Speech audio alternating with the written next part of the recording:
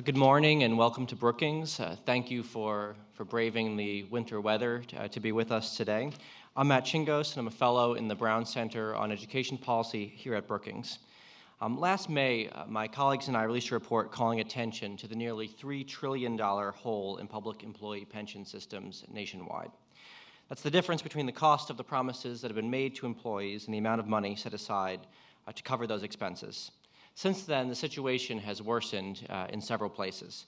Most notable in the news these days is Detroit, where in December a federal judge ruled that the promises made to public employees for their retirement benefits were not sacrosanct, as basically they had previously been held to be pretty much everywhere, because that city is entering bankruptcy.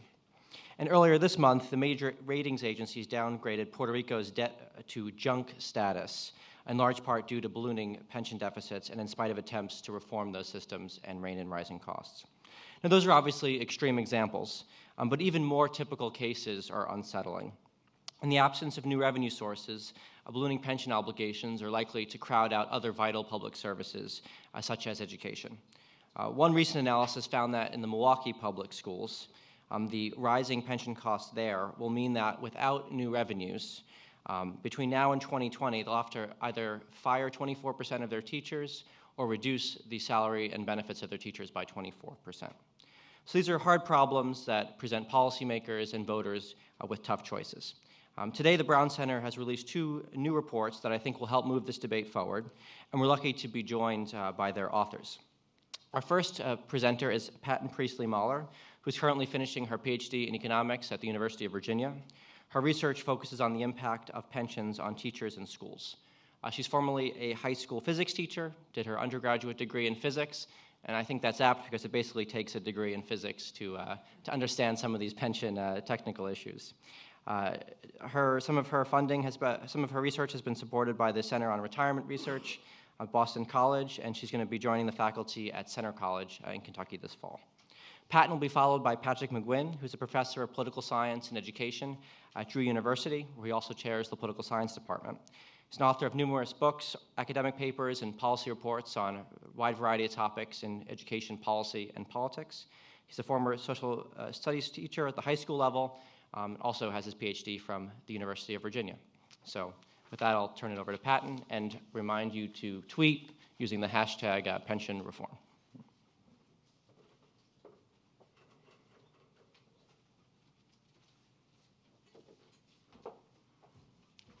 Thanks, Matt.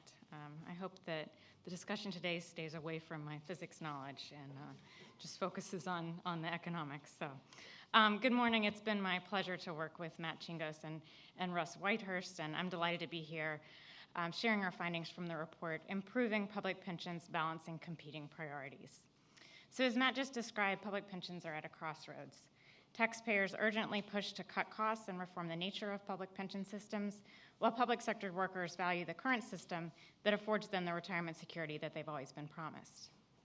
It's ultimately in the best interest of both taxpayers and the public sector workforce to make changes to many of these underfunded pension systems before they go broke, but it's difficult to agree on what those changes should be, as it seems that these two groups have fundamentally competing interests. We have two objectives in this report. First, we lay out a framework that can be used to evaluate proposed reforms. This includes 3 goals for a well-functioning pension system. Second, we propose a pension plan that meets these goals better than the current public sector plan or the popular alternative of a 401k-style private sector plan.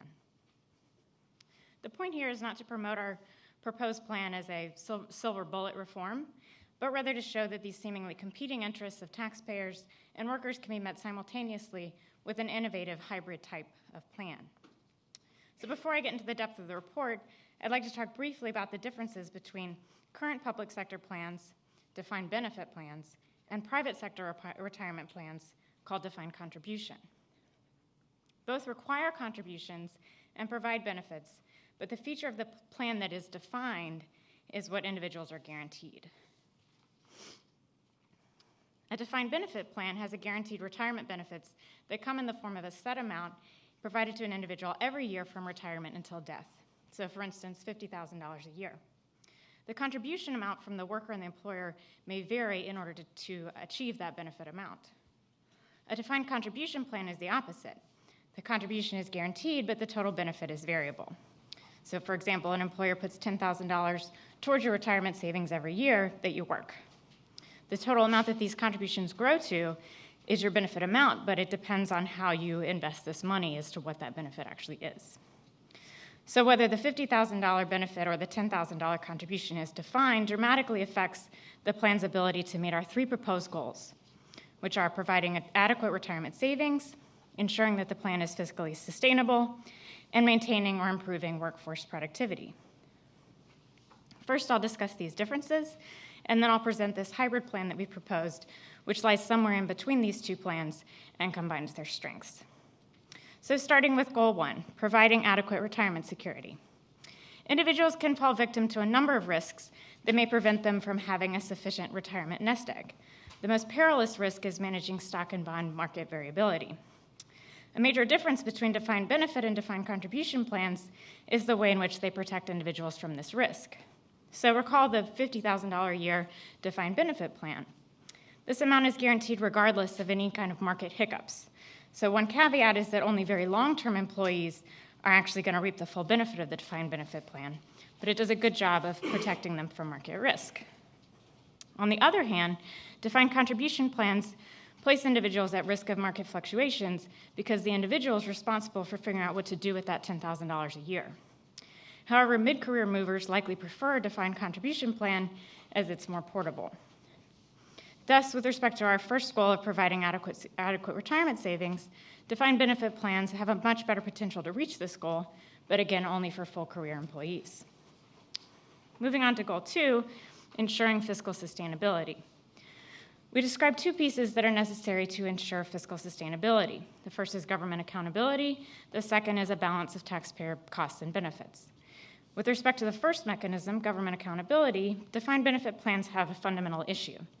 There's a long lag between the time an individual is promised his benefit and the time that he actually receives the $50,000 a year in retirement. This lag leaves room for pension plan providers to skip payments to the pension system and make errors about the projection of investment growth and benefit payouts, making it hard to hold governments accountable. The second mechanism for fiscal sustainability is the balance of taxpayer costs and benefits. The cost of a defined benefit plan is not transparent, but rather complicated and uncertain. If pension investments fall short of guaranteeing the benefit amount, pension providers must make up the difference in cuts to other public services and/or increased taxes, and these likely upset the balance of taxpayer costs and benefits. Defined contribution plans are more fiscally sustainable because they don't have these issues. Costs are immediately recognized and deposited into worker accounts, so that $10,000 a year, making governments more naturally held accountable. And this cost is clear and unchanging with regard to market fluctuations. The other side of the cost-benefit analysis is the benefits, so the receipt of high-quality public services. And this leads us to goal 3, which is maintaining or improving the public sector workforce productivity. Defined benefit pensions have embedded incentives that kind of pull mid-career employees to stay in their jobs and push late-career workers out, as early as their mid-50s. There are conditions under which these incentives actually make workers more productive, but the public sector does not necessarily have these conditions. Defined contribution plans have no incentives to pull or push employees, but this is not necessarily a good thing. It could actually increase costs in terms of additional turnover and higher retirement and payroll compensation. At present, how retirement plans interact with workforce productivity is a relatively open question. So defined benefit and defined contributions don't necessarily perform either better or worse, but they definitely perform differently.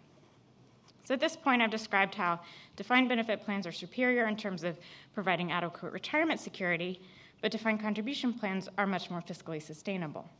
They both have pros and cons in terms of their overall effective workforce productivity. Now we turn to our hybrid plan called a collective defined contribution plan. And as stated earlier, this plan kind of lies somewhere in between a defined benefit and a defined contribution plan. The hybrid gives an individual a specific account, just like a defined contribution plan, but the accounts are managed like a defined benefit plan. So workers are not entitled to a certain benefit amount, but they're much less exposed to market risk than a traditional defined contribution plan because they are managed jointly by professionals and kind of level market downturns. The Center for American Progress has a comprehensive outline of a collective defined contribution plan called SAFE, standing for Secure, Accessible, Flexible, and Efficient. In this report from last August, the authors show that these market risk mitigating mechanisms result in the SAFE plan having a much better likelihood of guaranteeing that individuals have adequate retirement savings, which is our goal number one. From the point of view of the employer and the taxpayer, this hybrid functions just like a defined contribution plan. So workers and employers contribute money in real time, meaning no lag between promises and benefits, and a more promising level of fiscal sustainability, which is our second goal. With respect to the third goal of promoting workforce productivity, we propose a few tweaks to our hybrid plan to limit turnover and recruit additional workers. For instance, a nationwide public sector plan could attract mobile workers, as it would be easy to move across jobs in different localities without penalty. We also suggest that policymakers consider changes to personnel practices together with pension reform in order to keep costs down and encourage productive workers to stay. In conclusion, the actual pension reform enacted depends on interests of many powerful stakeholders. So our intention was to lay out 3 goals that stakeholders could work toward together, and to give an example of a hybrid plan that has the potential to please public sector unions with adequate retirement security, and also taxpayers with fiscal sustainability and high-quality public services. A final imperative reform concern is, how do we get there from here? In the report discussed next, Patrick McGuinn details a number of lessons and recommendations for achieving successful reform. Our hope is that the discussion provided in our report will move us toward at least one of his goals, avoiding making pension reform an ideological debate, and prompt a productive conversation where reform proposals can be evaluated and politically feasible policies can be tweaked and improved. Thank you very much. I'll turn things over to Patrick McGuinn for his remarks.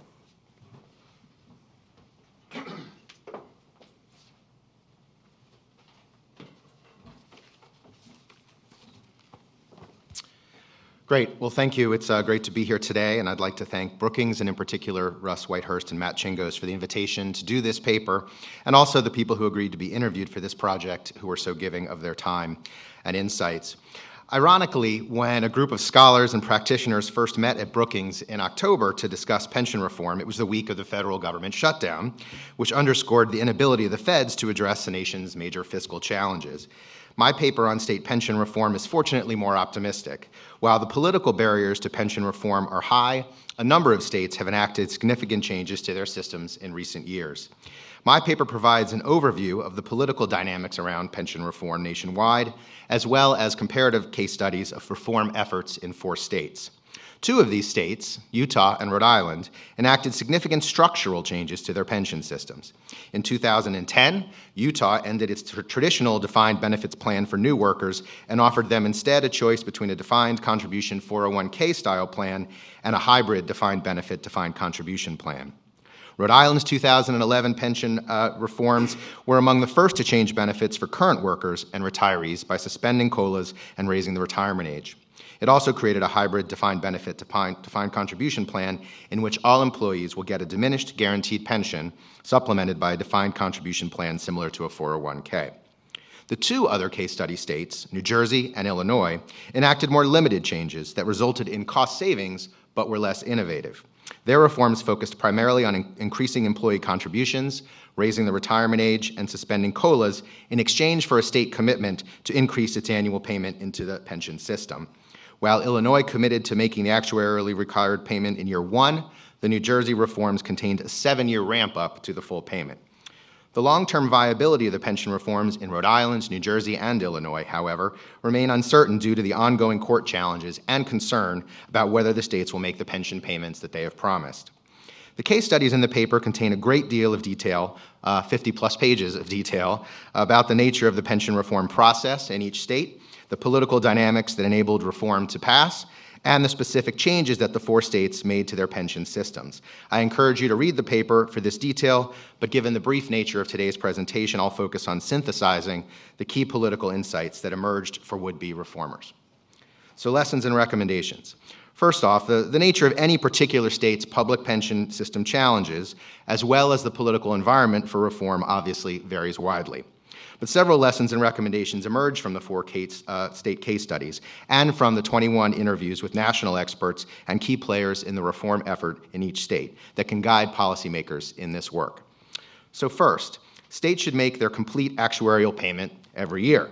Now, this is an obvious point, but nonetheless crucial. Making the actuarial payment is a necessary, if often not sufficient, condition for having a sustainable pension system. When payments are skipped or made only in part, the unfunded liability in the pension system can grow quickly, especially if the market goes down. There's a strong temptation for political reasons for legislators to look only at the short term and make quick pension fixes that resolve that year's budget problem, rather than address longer-term structural issues in the retirement system. Reformers should seek to make it a legal or even constitutional requirement that their state makes its full actuarial pension payment every year, and that the state retirement board and legislature have to act if the pension fund gets severely underfunded. Public sector unions should be prepared and even empowered to sue in court to force the state to make its required payment when it fails to do so. Need a credible and visible reform champion. Given the contentious nature of pension reform, the credibility, visibility, and skill of the messenger is very important. Senate President Sweeney in New Jersey, because of his history as a union leader, and Treasurer Raimondo in Rhode Island, because of her experience in the financial sector, were uniquely positioned and qualified to deliver the message of pension reform. This leadership may emerge from different places. In some states, the effort has been led by the governor, while in others it was led by a legislative leader or even the treasurer. While pension reforms are supported by many Republicans, having a Democrat lead the effort goes a long way towards countering the charge that reforms are merely a conservative attack on labor. And in states where Democrats have large legislative majorities, such as Rhode Island, Illinois, and New Jersey, Democrat support for reform is, of course, a necessity. Gather and disseminate the hard data. Would-be reformers need to start by collecting updated and unbiased information about the status of the pension fund and its projected future health.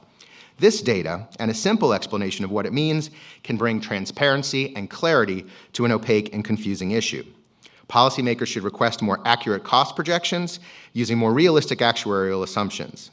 These changes are likely to result in a larger unfunded liability than previously thought, creating a sense of urgency around reform.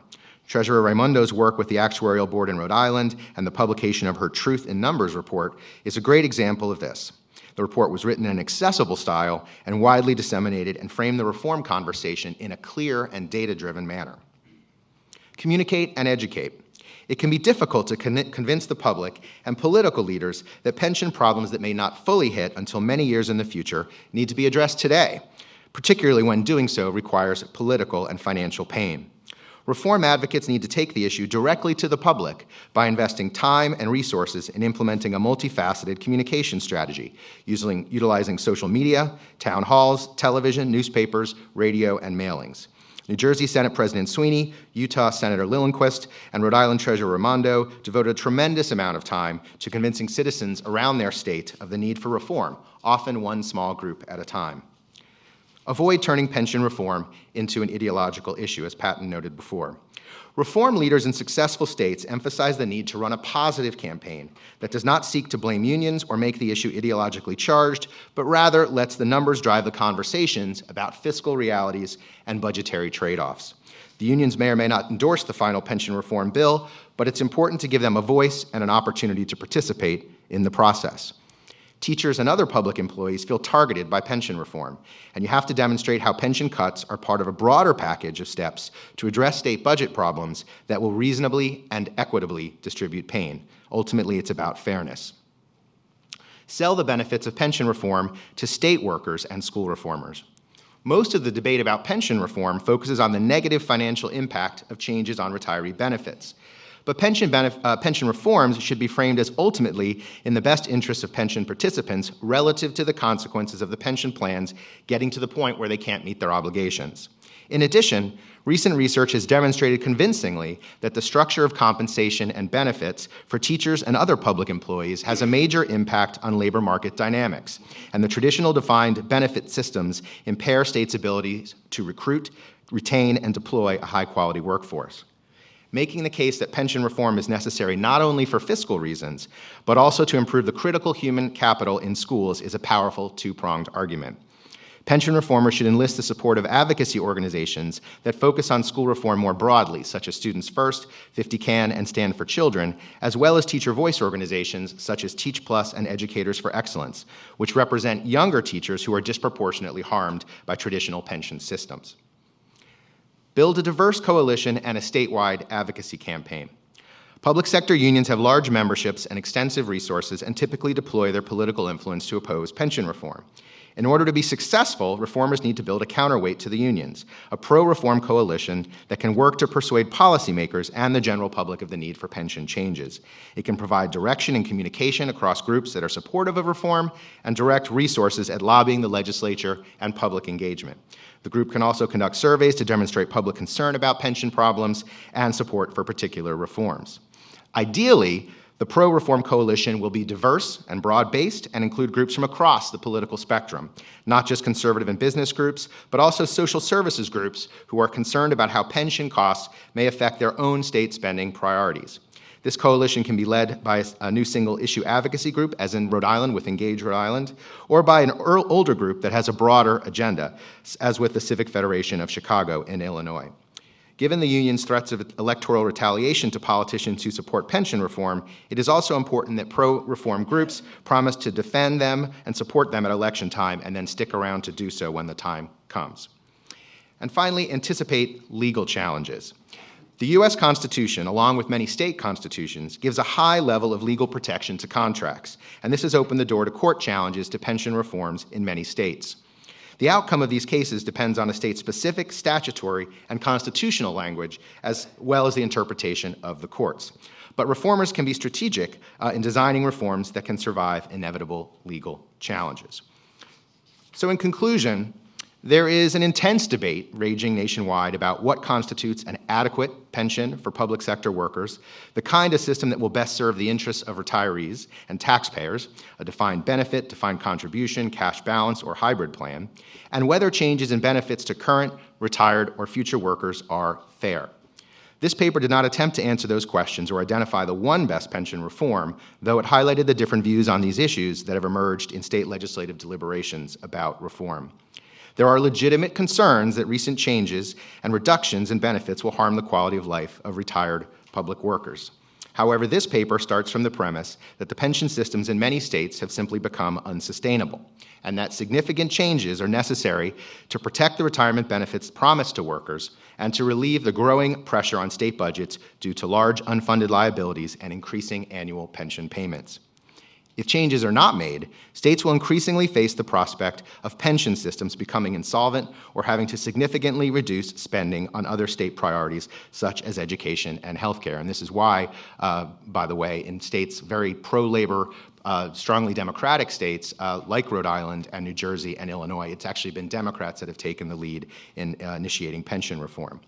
While it's of course possible to raise taxes to pay off pension obligations, this appears politically impossible in many states, and as the case of Illinois demonstrates, tax increases alone do not address the longer-term fiscal issues around pensions. There's also growing evidence that the structure of traditional public sector pension systems is ill-suited to attracting and retaining a high-quality workforce, or to permitting the kind of worker mobility necessary to better match worker skills and preferences with workplace demands. A serious conversation about the nature of the pension challenge in American states is long overdue. And by highlighting how some states have been able to enact reform, this paper hopes to advance that conversation. Thank you, and with that, I'd like to introduce Russ Whitehurst, who's the director of the Brown Center for Education Policy here at Brookings. Thank you.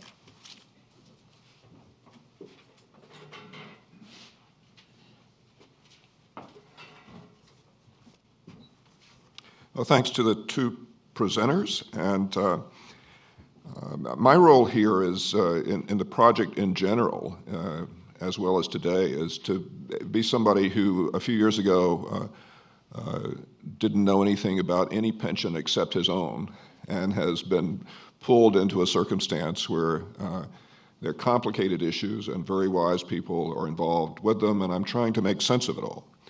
And one of the things that I've learned from the work I've done here and the meeting we had with experts back in October is while most of the actions that can actually improve pension prospects occur at the state level. The pinch occurs first at the local level. It's the school district, the city, the municipality that is having to make contributions to the pension plan to support their employees, and they find that the cost of doing that have risen to a point where it has the strong likelihood of crowding out other essential public services. So it comes down to a choice at the local level of doing nothing about the pension plan and having to close the parks or lay off police or have fewer teachers, or trying to address that problem. So it's the reality of the problem occurring first at the local level that makes it very important to have people who've struggled with it at that level help us think through what the appropriate response should be. And that's one reason we're very excited today to have with us Mayor Chuck Reed of San Jose, California. San Jose is the third largest city in California, the 10th largest city in the United States. It has a lot of public employees, and it found its pension cost more than tripling over a 10-year period, approaching 20% of the annual revenue of the city simply to pay pension benefits. Mayor Reed was the person on point who had to deal with the political realities of this. And he has, I'll try not to steal all his speech lines by describing what he's done, but he's been very active at the local level, currently frustrated legally in moving to a system in which benefits can be renegotiated going forward, but not going backwards, and has taken this to the state level with some other mayors, is proposing a statewide ballot initiative in California that would give local entities like San Jose the right to renegotiate pension benefits. So I look forward to hearing what Mayor Reed has to say today and his important contribution to this conversation. Please join me in welcoming the Honorable Chuck Reed.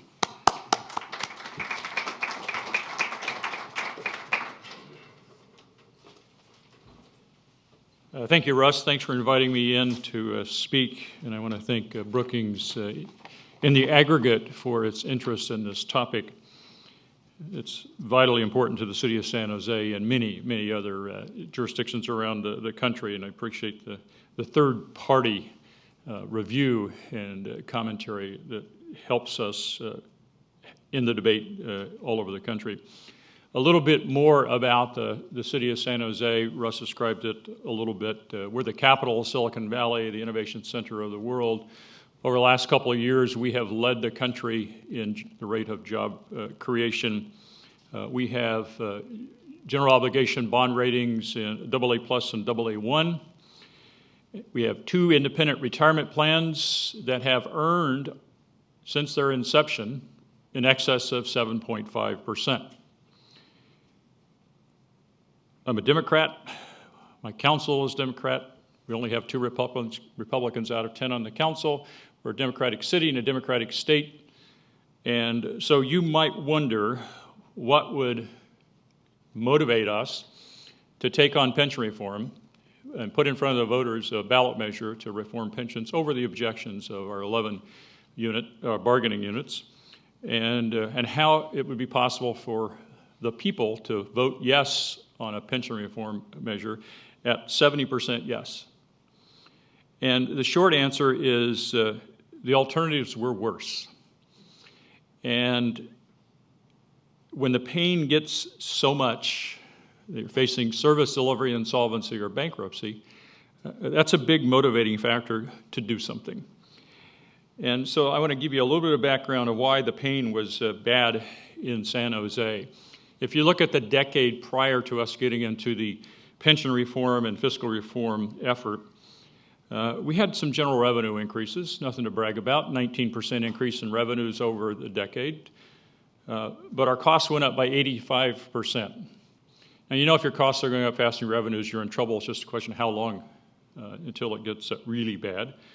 And over that decade, we coped with those rising costs by reducing our workforce. We ended up with 28% less people working for the city of San Jose than we had at the beginning of that decade. We went from basically 7,400 employees to 5,400 employees. Now that meant we cut services in every part of the city. There's no department that escaped the cuts, no matter how high a priority they were. And we laid off firefighters, we laid off cops, we laid off librarians. We cut for a decade. And we were faced with continuing problems. And so we got motivated, but first you have to figure out, well, what's causing the problem?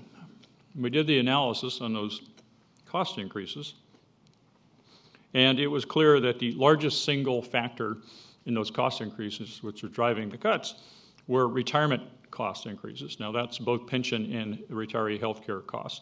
So in that decade we're talking about, we went from a $73 million cost to a $245 million cost. And that translates to roughly 20% of our general fund spending, which is how we pay for services. And of course, public safety is our number one priority. It's our core service. Police department's the most important department, unless the fire chief is here. I don't see the fire chief. So definitely police department's our most important department. So how did that play out in the police department? Our most important department, our highest priority. Over that decade, we increased the budget in the police department nearly $100 million. Why? Because it's our number one priority. But yet we ended up with less employees at the end of that decade than we had at the beginning. And that's because the costs went up a lot, driven by skyrocketing retirement costs. So we ended up with 20% less people and a much larger budget. And other departments fared much worse. Fire department's roughly the same, but you can see that as costs go up, you have to do something. And that something was cutting services. Now, just so you will not think that San Jose is an outlier in the state of California, the rate of increase that we experienced with our retirement costs was actually less than the average rate of increase experienced by most other plans in the state of California.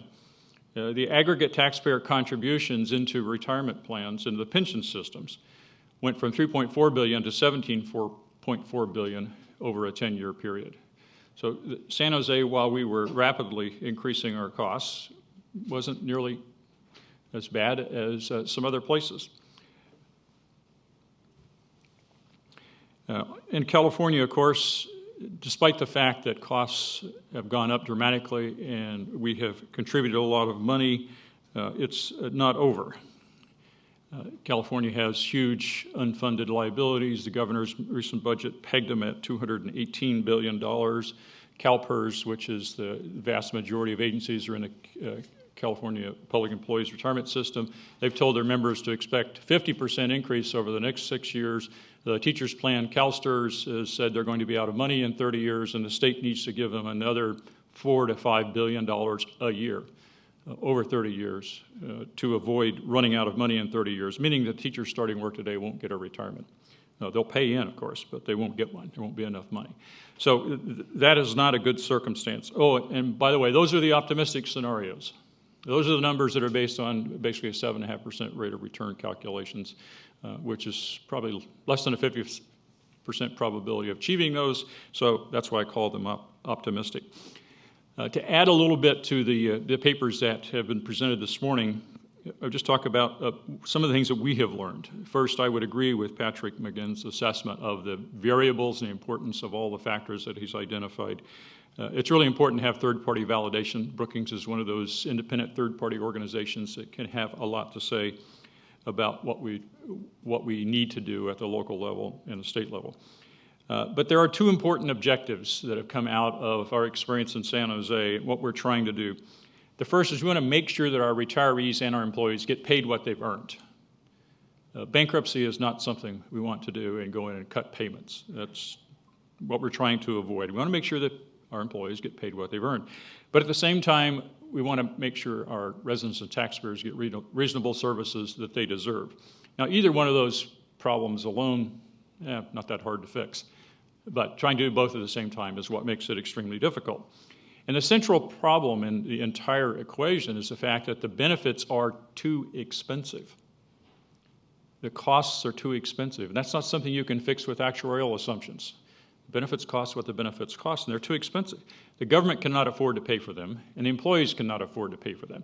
So shifting the cost of employees, while that is a helpful step, it is only an interim step because it doesn't solve the cost problem. And for significant reductions in costs, you have to deal with the current employees. You can't just say, okay, for new employees, we're going to do something. Well, that's good. It's important, but it doesn't solve the problem. It doesn't deal with the trillions of dollars of unfunded liabilities that we see at state and local governments, because those are all related to current retirees and current employees. So you have to deal with the current employees, which is one of the things we did in San Jose. The other thing I learned is the sooner you start, the better off you are. But the sooner you start, the harder it is to convince people you need to do something. But if you wait too long, bankruptcy is your only choice. And we very much want to avoid that. So what we did in San Jose, given those issues, is we provided a new tier benefit for our new employees, a defined benefit plan, because we think retirement security is important and defined benefits are important in that area, but require the new employees to pay for half of the cost of the benefits, whether that's normal costs or unfunded liabilities or whatever, half of the cost, so that they have an equal stake in controlling those costs. More important, though, as I said, you have to deal with the current employees. So for our current employees, we wanted to preserve the defined benefit plan, again, because retirement security is important. But we need our current employees to help us pay for unfunded liabilities. So we provided in our ballot measure that current employees would have to pay additional, on top of what they're already paying, an additional 16% of pay to help go towards unfunded liabilities. Now, they can do that either in the form of paying more for the costs or taking pay cuts.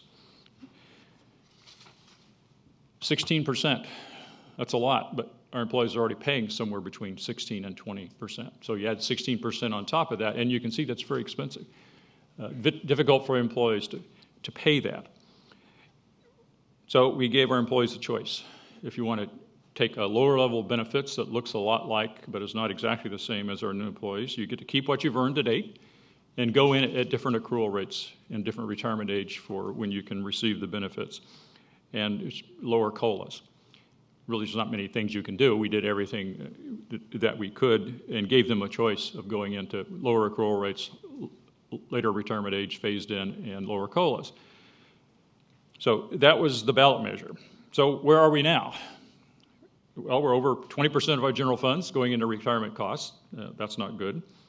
The per employee cost for retirement benefits this year for public safety, police, and fire is about 97% of payroll. And the total cost for our non-public safety is about 73% of payroll. And our employees pay between 16 and 20% of those costs. We have unfunded liabilities of about $3.7 billion. Now, I know in Washington, $3.7 billion isn't a big number, but it is for us. It's roughly about 9 years of payroll to cover those unfunded liabilities. But the ballot measure has helped. We're saving over $20 million this year. We'll save hundreds of millions of dollars or into billions over decades, but it's still in litigation. We have more savings that we hope to get when we get done with the litigation. We had 7 Superior Court actions filed and 6 or 7 actions with the Public Employees Retirement Board and Administrative Agency. But even with the changes, our costs are going to continue to go up for another 10 years, according to the actuaries who work for the independent plans. So making employees pay more, while it's helpful, it's an interim step. You have to do more than that. And what you really need to do is reduce the cost for current employees. Now, this is a common problem nationally, not just in San Jose or in California. We have what's called the California Rule on Vested Rights that makes change nearly impossible for current employees. That's followed by roughly a dozen states. Alicia Manel from Boston College has done a lot of work in this area, so if you want to look at the legal analysis, I would refer to her paper. Nearly 2/3 of the states have some difficulty, some level of difficulty at making changes for future benefits for current employees. So it is essentially impossible to implement a collective defined contribution plan for current employees in most states. That's something that needs to be changed. So the question is, how do we get from where we are today to be able to go to a defined, a collective collective defined contribution plan or any other version of reform. And there are two ways to make those changes. The first, dealing with the California rule, is to take a case to the California Supreme Court. The San Jose ballot measure cases, we now have a final decision from the trial court. A couple of years from now, we should be at the California Supreme Court, and we'll give them a chance to say whether or not the extreme interpretations of their 50, 60-year-old precedents is really what the Supreme Court intends to be the law in California. But it's a couple of years off. But I think it's important. San Jose's got a case, and there's a couple other cases that will go up roughly the same time from other areas that have done other reforms. The second is to change the California Constitution. So I and a group of other mayors, we have 5 mayors, 4 Democrats, 1 Republican, that have signed on as proponents of a ballot initiative to change the California Constitution to allow cities, counties, local governments, and the state to negotiate changes for future benefits, for future years of service, in future contracts. People get to keep what they've earned, but the future should be negotiable around benefits, just like it's negotiable around wages. Of course, you can already negotiate about benefits in the future, but you can only negotiate them in one direction, and that's up. So we need to be able to negotiate them down. We need to be able to slow down accrual rates, maybe stretch out the retirement age or change the COLAs. We need a constitutional amendment to do that. It allows people to keep what they've earned, protects what people earn as they earn it, but the future should be negotiable. That ballot measure is still in the process. We have litigation pending against the Attorney General of California over her inaccurate and misleading title and summary. That's set for a hearing March 14th in the Superior Court in Sacramento. It's unlikely we'll be able to get enough signatures in time to meet the schedule for the 2014 ballot, so it's more likely we'll be looking at the 2016 ballot. So that's a couple of ways to change the California rule and ways to change it that could affect other states besides California. But back to the question, well, that's at least 2 years away. How do we get from here to there if we want to go to a collective defined contribution plan? And employee choice. It's really the only way under the vested rights doctrines to make changes for current employees is for them to do it voluntarily. Because under the vested rights doctrine, those rights belong to the individual employee. And unions can't bargain them away. Belong to the employee, but the employees can, by choice, choose to do something that would save them money and save the local government money. So we provided for that in the San Jose ballot measure. And there are many other jurisdictions that are doing that and have done that. The difficulty is that how the tax treatment might be affected is unclear. And the IRS has not issued private letter rulings in this area since 2006. We put together a coalition of organizations. We have convinced the IRS it's something they should look at. It's on their work plan. In fact, it's been on their work plan for over a year. They just haven't done anything with it. And they're reluctant to act, and they've made no commitment as to when they will act, and there are dozens of pending requests. But employee choice is an important issue that provides some help in jurisdictions all over the country. It is a way to make some fundamental reforms, some structural reforms. Because if we don't make those fundamental or structural reforms, we'll have more cities, counties, other jurisdictions going into bankruptcy. Because if you can't deal with the skyrocketing costs of current employees, you have two choices. Cut services, raise taxes, or go into bankruptcy. That's not a very good menu. From a mayor's point of view, that's a horrible menu. Although we have certainly cut services and raised taxes, we're not going into bankruptcy because we're going to deal directly with the costs, even though it may take a few years to do that. Allowing employees the choice is also something that has no cost to the U.S. Treasury. Could actually reduce costs to the Treasury. And it's also a way to deal with retirement security issues. The fundamental problem with defined benefit plans is they're high risk and high cost. And with the vested rights rules as applied in California and other states, the day I hire an employee, I am stuck with 70 years of obligations based on assumptions that I make the day they're hired. And if the costs go up, the costs go up, the costs go up, extremely expensive and extremely risky to the local government. So as you see from the reforms that have been enacted around the country, it is highly likely that defined contribution plans are going to take over in the public system. Now, maybe it won't happen quickly, but that's clearly the trend. So those of us who believe that retirement security is important, the defined benefit plans have something to offer that we'd like to preserve for our public employees. Having a choice so that you can reduce the costs is an important part of making those defined benefit plans a little more flexible and a little less risky for the government. Because if defined benefit plans can't be fixed, they will be changed. And it's just a matter of how and where they go, and the collective defined contribution plan we heard about this morning is an excellent way for some jurisdictions to go. And if you are stuck with a decision that's going to last you for 70 years, why would you ever want to take that risk?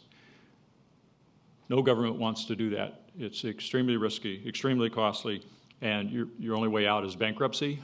That's a horrible situation. That something needs to be changed, and these employee choice provisions is a way to do that in the meantime until the laws can be changed in the various states to allow negotiation about future benefits for future years of work in future contracts. So that's where we're headed in San Jose and California. Look forward to the panel. Thank you again for inviting me in, Brookings. We always appreciate a chance to speak.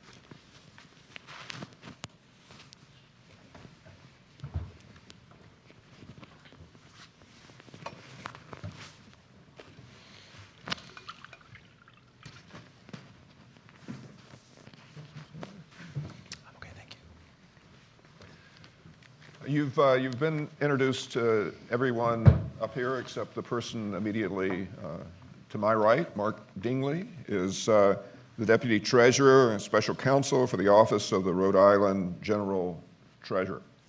Rhode Island has been on the pointy end of the spear in terms of both experiencing crisis connected with its public pension plan and the effort to deal with it. Central Falls in Rhode Island was, I think, the first municipality to declare bankruptcy because it was unable to meet its pension benefits. And it really exposed the general problem in Rhode Island. It would have been the first domino of many to fall if something wasn't done about the situation. Rhode Island, just this past week, got to the point of resolution with regard to negotiations for pension reform. And so I look forward to having Mark react not only to what we've all listened to previously, but also to share with us some of the insights from the effort in Rhode Island, which he's been a central player. Mark? Thanks, Russ. To give some perspective, I think Rhode Island's smaller than San Jose. So it's not a large area. But one of the important things that I think that was discussed, and maybe the most important thing this morning, was the emphasis that the mayor and both the presenters put on structural changes. And just as an example, in Rhode Island, the state passed a law in 1992 that required the state to pay its ARC every year. And so in 1992, we were about 55% funded. We paid our ARC every single year until 2011. We went from 55% funded to 48% funded. So how does a state pay their ARC every single year and still see a reduction in the funding of its plan? The way that happens is through various actuarial techniques. You can re-amortize. What does re-amortize do? It reduces your annual contribution. You can mark your assets to market, which means that you usually use 5-year averaging, but if you're having a couple good years, you mark your assets up very high so that you get the advantage of the high market. You can raise your expected rate of return. which also reduces your contribution rate. Rhode Island did all of those things. And so even though we were statutorily paying our ARC every single year, we saw our funding percentage go down over time.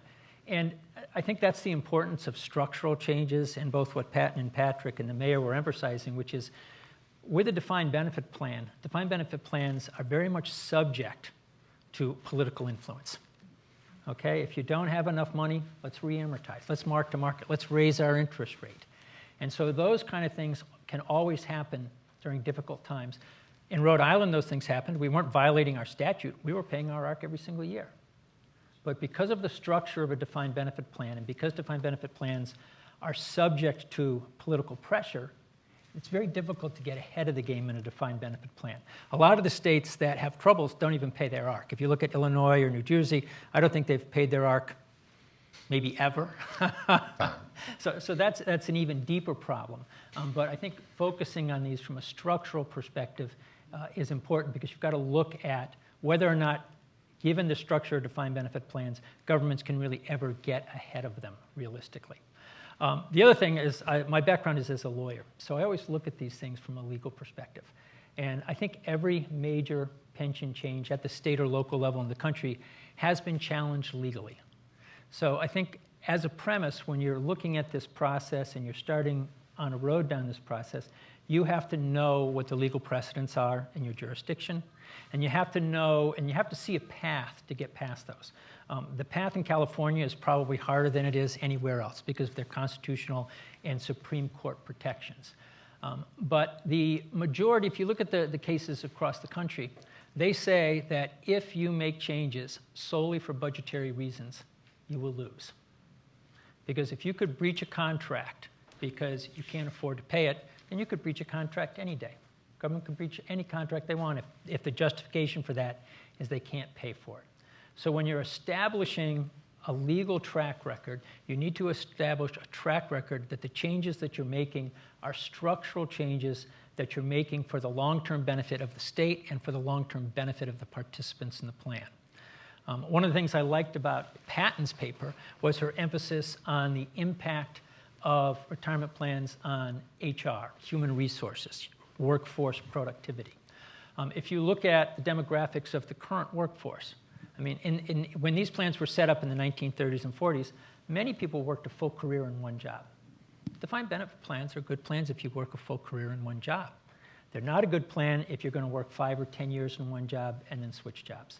And if you look at the demographics of today's workforce, many people in the workforce change jobs on a regular basis. Patten, what was you had an average in yours? I said 8 years. 8 years, and that was for someone who started a job in their 30s, I think. So even at that stage, you're changing jobs regularly. So one of the things we focused on in Rhode Island was what kind of plan did we need to address workforce productivity? I mean, that's not a pure budgetary issue. It's addressing, what the workforce looks like, what you want your workforce to look like. And as mentioned, I think, by both our presenters, when your pension costs get really high, it impacts your entire workforce. And in Rhode Island, if we hadn't made changes, we would have been paying 35% of pay, going up very quickly to 45% of pay. Not quite like the mayor's numbers in California, but when you're spending 45% of salary for pension benefits, what that does is it limits your ability to hire new people. It limits your ability to give promotions, give raises. Those are all things that very much impact different groups within your state workforce. One of the, not surprising, but one of the, I think, noteworthy elements of the Rhode Island reform was there were a lot of young teachers who were on board for the Rhode Island reform. These were young people who saw how bad the pension plan was. They didn't think it would necessarily be there for them in 30 or 40 years when they were retirement age. And they also weren't committed to saying that they were going to work as a teacher for the next 30 or 40 years. Their idea was, well, maybe I'll work as a teacher for 5 or 10 years, and then I'll go on and do something else. And so their defined benefit plan was not really answering. There was a 10-year vesting schedule in Rhode Island, so they wouldn't have even invested in the defined benefit plan. And so when you're looking at these and building this in Rhode Island, we realized that we had to establish a legal foundation for our proposed changes. The other thing we did is we didn't introduce legislation until the very end of the process. We came out, we looked at our actuarial assumptions, we did the truth in numbers paper, we put together a study commission that had public hearings for 3 or 4 months that explored all the issues. And it wasn't until the very end, and the end was a special session, that we introduced the legislation. That had a couple of effects. Number one, as soon as you introduce legislation, it becomes an ideological battle. As soon as you introduce legislation, you draw the battle lines between management and labor. And that happens every time. Whereas if you don't introduce legislation and you have a dialogue and you talk about the various possibilities and so forth, and you keep everybody at the table, you have a much better chance of not crossing that line. The second thing I think where it really helped us, and by helped us I mean doing legislation last, was you got to put everything that you were ultimately going to do in the legislation on the table beforehand. So we had public meetings, public discussions. We talked about defined contribution plans. We talked about cash balance plans. We talked about virtually every alternative in the arena, so that when we first introduced the legislation, we'd already put everything on the table. Nothing that we introduced in the legislation hadn't been already discussed at public meetings. And then finally, having a special session, I think, is important. Because as I mentioned, from a legal perspective, if you're just looking at budgetary reasons, your reforms aren't going to succeed. And frequently what happens with pension legislation is it's so volatile that it never passes to the end of the session. And the other thing that never passes to the end of the session is the budget. And the two things get mixed up with each other. And if you have a special session which is dedicated solely to pension reform, and did they do that in Chicago as well? I think, or Illinois, I think they had a special session there. Then I think you have a better chance of dividing those things up. So that's a little bit of the background. In Rhode Island, where we eventually ended up is we went from a rich defined benefit pension plan to we call it a combination system. It could be called a hybrid system. But we reduced defined benefit plans by approximately half, and we introduced a defined contribution plan to make up the other half. And we did that, I think, for a couple reasons. Number one, defined benefit plans were important in Rhode Island. They provide a lot of security, but it also goes to the risk question. And that's, in my opinion, that's the real big question with retirement benefits. In a defined benefit plan, the employer, the state, the city maintains all the risk. And in a defined contribution plan, all of that risk is shifted to the employee. And so I think there's a fundamental issue of fairness is, do you shift all of that risk? Now, what the collective defined contribution plan does is it shifts the risk to the employees, but it mitigates that risk by taking a lot of the what I call the collective features of a defined benefit plan and sort of layering that on top of the defined contribution plan. But nevertheless, if it's a true defined contribution plan, even though you mitigate those risks, the risks continue to rest with the employee, the principal risks. And in Rhode Island, we thought that it would be better to keep a defined benefit plan for a much smaller benefit and then put a defined contribution plan in place for the remainder of the benefits. By doing that, what we were able to show is if the defined benefit, our investment return assumption in Rhode Island is 7.5%.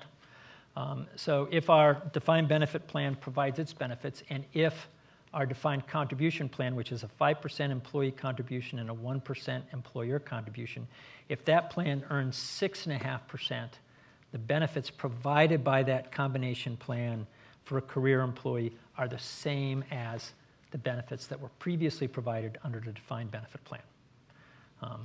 So we split the risk, but we designed a plan for the benefits to be the same. The other comment I make, this isn't the case in Rhode Island, but I think where you really need to think about keeping some defined benefit plan or design in place is many states don't have Social Security benefits for their employees. And where there is no sort of foundational benefit, I think it'd be very difficult to move to a complete defined contribution plan. The big issue on defined contribution plans, once again, is risk. And we talked a little bit about this beforehand. And I think the question that everybody asks is, if I've got a defined contribution plan, I'm subject to market risks.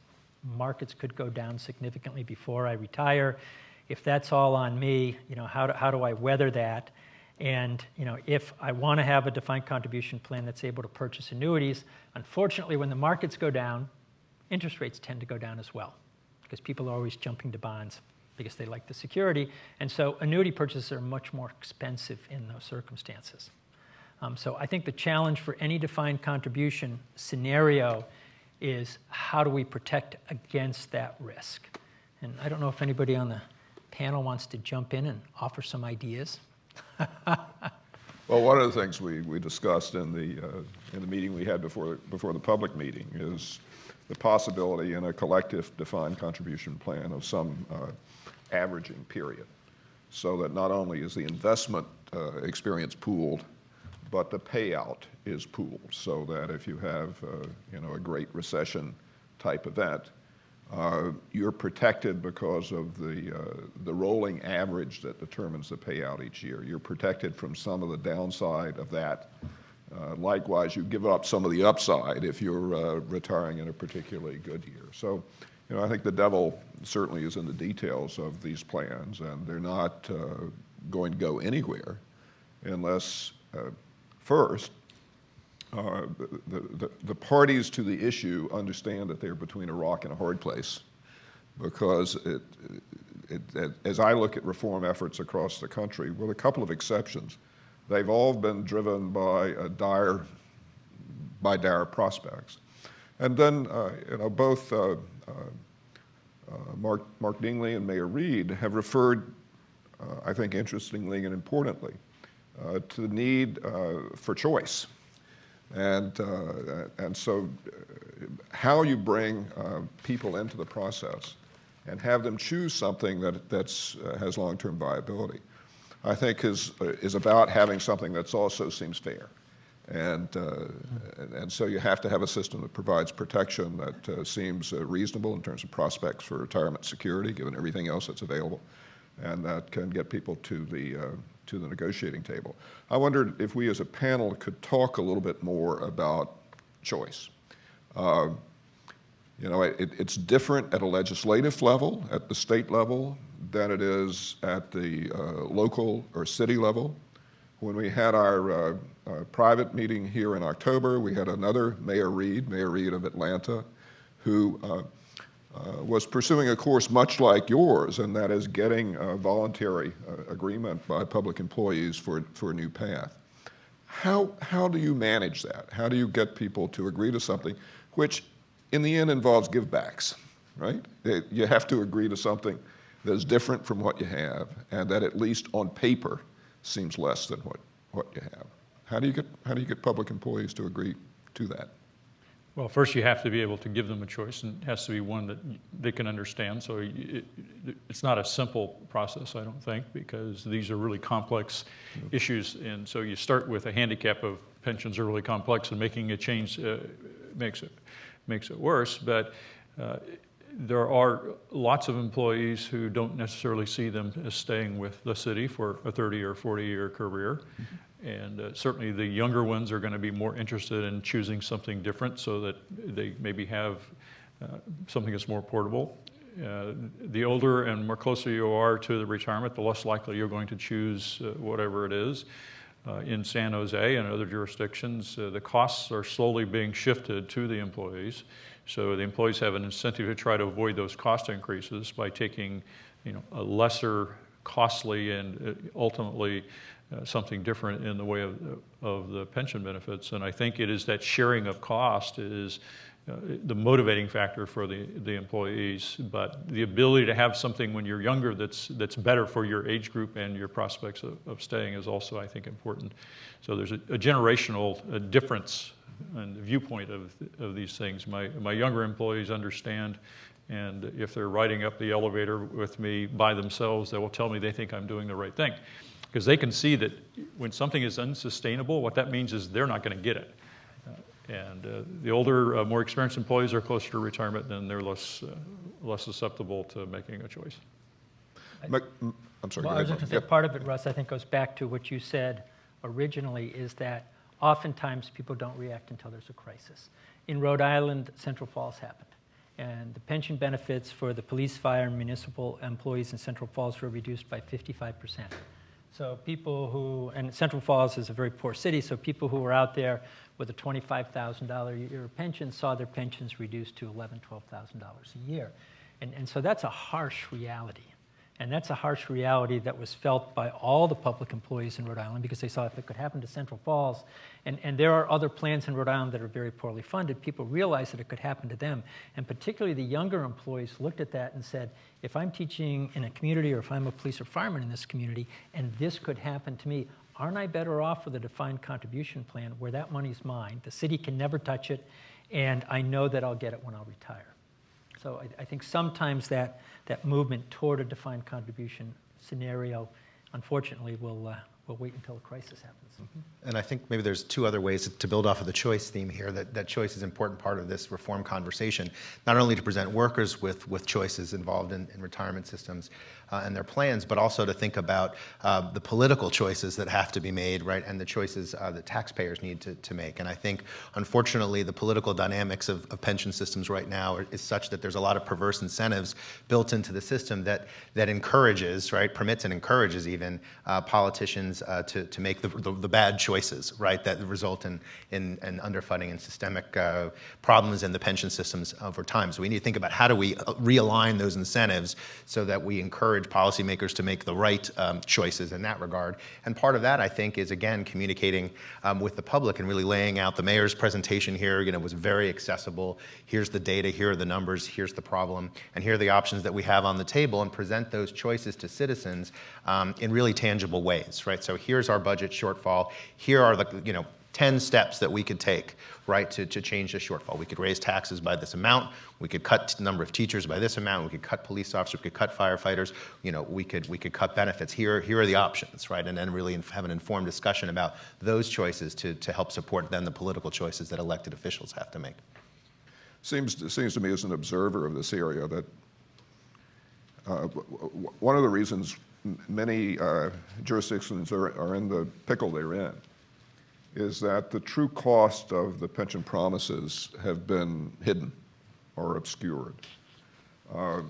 Pat, I know you've written about this, and our other panelists have information as well. I mean, how much, the question, one of the things that motivates my question is, are we going to approach this issue piecemeal around the country, one city, one state at a time, when that city or state gets to the point of crisis and something has to be done? Or are we going to generate a political situation when people can look a little over the horizon, try to anticipate this problem and deal with it while it's still timely and easier to deal with than it will be before the crisis hits? How much do you think a standard accounting report that would be applied to every public pension around the country, that would allow an apples-to-apples comparison of the relationship between obligations and revenue, would help in the public conversation? Well, that's essentially what Moody's is doing, or trying to do now. The GASB standards do it very loosely. Yes. But Moody's is doing a comparison, and they are putting everybody on the same discount rate, they're putting everybody on the same amortization schedule, and they're basically going to evaluate the creditworthiness of cities and towns on that basis. And so I think that that's when you get downgraded to junk bond status, that has a big impact on your community. Mm-hmm. I mean, in Rhode Island, in certain circumstances, it doesn't just mean that you can only borrow very expensively. Sometimes it means you can't borrow money at all. And that's a really drastic circumstance for many municipalities. Mm-hmm. So I think there's going to be, I think it's a sort of situation where it's going to be one-offs for a little while. And then I think my hope is that the management side and the labor side ultimately get together and come up with a solution that satisfies everybody. Mm-hmm. And I think that's possible. At this point in time, I think the legal obstacles that the mayor's referenced, certainly in the states where they have constitutional protection, the labor side has so much of the law on their side that they don't want to give it up. So I think those are going to be tough battlegrounds. But I think ultimately you'll see a shift, because I think, and I don't know who said it, but the problem is going to be at the municipalities. The most expensive plans and the ones that are in the biggest trouble are the police and fire plans, because those are ones where people retire after 20 or 25 years. They're 45 or 50 years old. The contracts require for pensions for the rest of their lives, plus family health care for the rest of their lives. And those are just the kind of costs that our municipalities are not going to be able to withstand going forward. I agree. I think the accounting standards and having some uniform rules is extraordinarily important, because the key to getting the public support in San Jose with our 70% yes vote really was openness, transparency, sunshine. Here are the numbers, here's what it's going to cost, here's what it has cost. And since we have independent plans, it was easier for us to do that. It's very hard for those that are in the CalPERS system, for example, to get that same kind of information and make it available to their residents and their taxpayers. But to build that public support, having a standard is really important. We in San Jose are trying to fully fund our retiree health costs. We're almost there to full funding. Well, full amortization of the funding over 30 years is what we mean by full funding. And we got started on that route because the GASB, Government Accounting Standard Boards, pushed us into recognizing we had a huge unfunded liability there. So driving people to face reality so that you can't kick the can down the road. Well, you still can, but you have to admit it, yes, that you're doing it, I think brings very important things to the debate. Yeah, and I think, again, the transparency is crucial here, and we haven't had that for so long, and I think that has real political ramifications. It makes it much easier to push these issues under the table. And as Mark and the mayor mentioned, I think there's a role here for the national actuarial associations, for the federal agencies that deal with all this, particularly on the transparency side. They have little less leverage in some of the other parts of this conversation, but it was interesting in New Jersey, it was the SEC actually that charged the state of New Jersey with fraud for the way it was misrepresenting the state of its pension funds and the investment returns that were associated with that. So again, there's another action that existing agencies with existing authority can take, both to push transparency and also to hold folks' feet to the fire when they try to obfuscate around these issues. Okay. Let me give you a chance to interact with us and ask questions. Raise your hand. I'll call on you. You'll get a microphone. Please ask a question, make it short, and we'll move forward. And tell us who you are. So the gentleman who's closest to the microphone, sir. There you go.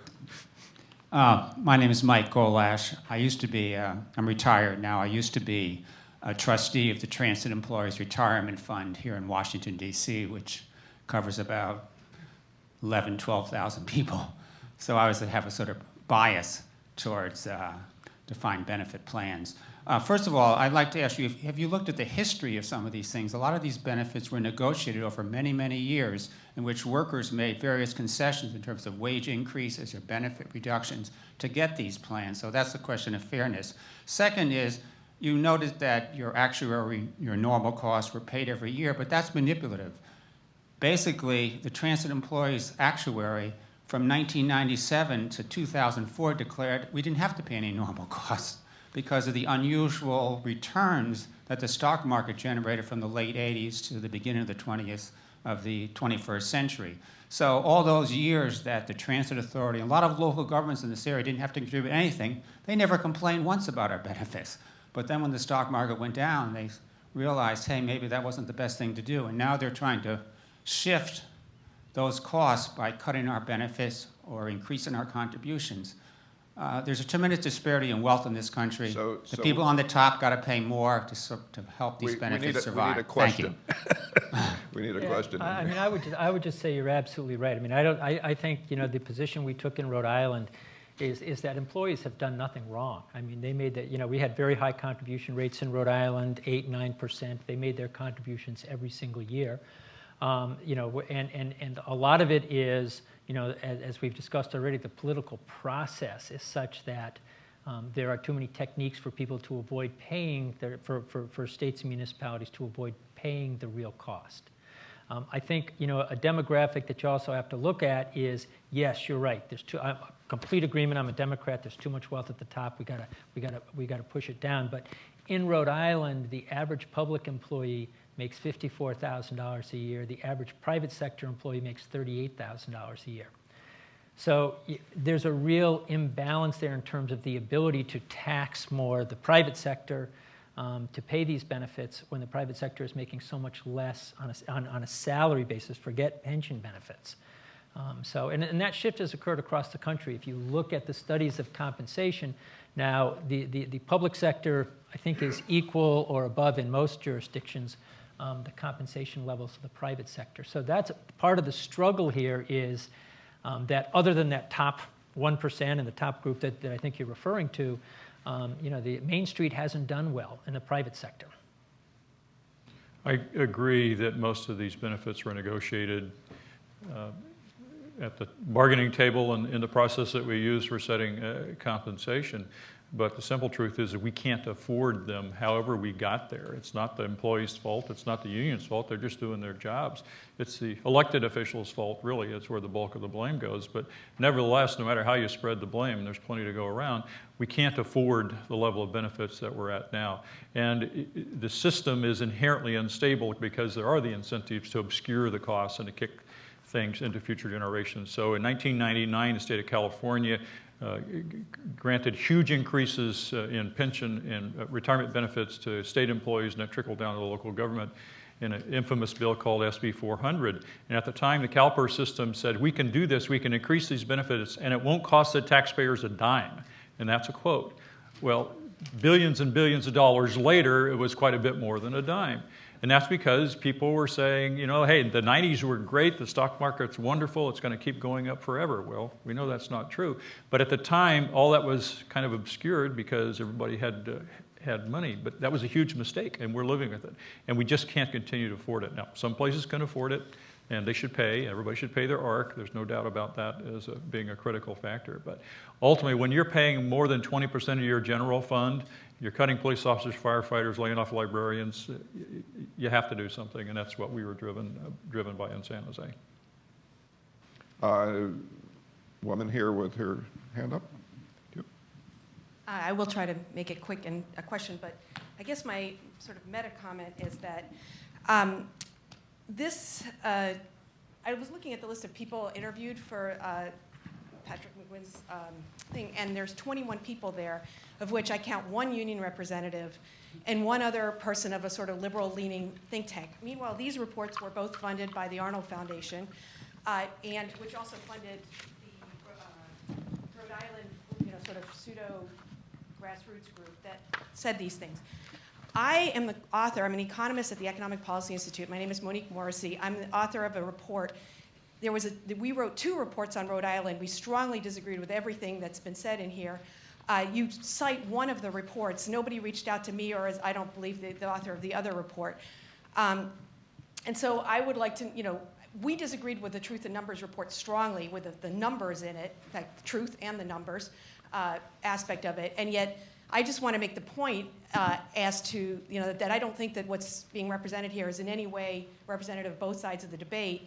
And I was wondering how you can justify taking money from an organization or a foundation that is funding a very distinctive point of view, is sort of taken over this debate, and you don't even make a token effort to reach out to other people while talking about the importance of hearing the voice of unions or having token Democrats. And I understand these are all Democrats, but there's a certain kind of Democrat that's very friendly to Wall Street, and I would say this ultimately is something that's being pushed by people who prefer defined contribution plans, despite the fact that they're less cost effective, that they shift a lot of risk unnecessarily onto workers, and why it is that there's not even really any real effort to reach out to the other side. Well, I can address the interview question, at least from the standpoint of my paper. If you actually review the interview list a little bit more closely, you'll see that, in fact, in each of the 4 case study states, I tried to interview the union leaders in Utah, Illinois, and New Jersey. I did, in fact, interview union leaders. They're listed there, and their perspectives are incorporated into the paper. In the case of Rhode Island, I reached out several times, multiple times, to the teachers' union leadership in the state, and they wouldn't return to my calls and requests for an interview. So I can request, but if they don't decide to speak with me, I can't speak with them. Front row here.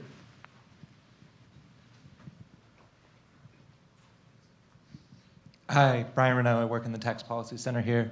And I'm sorry if I missed this, but I was just a little curious about what potential role getting more of the state and local workers onto the National Social Security Plan could play in some of these reforms. A lot of the pension plans we're talking about, firefighters, police, they're the people who don't end up in a lot of states on Social Security. I think there's good reasons for that. You know, they have shorter careers, et cetera. But is there a role that Social Security, getting these people on it, could play in some of the reforms we're talking about? Yeah, I mean, I think absolutely. I think, you know, we all worry about whether Social Security itself is going to survive because it's the way it's funded is a little tricky. But I think it's a good thing. The challenge that we've seen out there is that it's expensive. You know, the employee contribution for the retirement benefits is 6.2%. The employer contribution is 6.2%.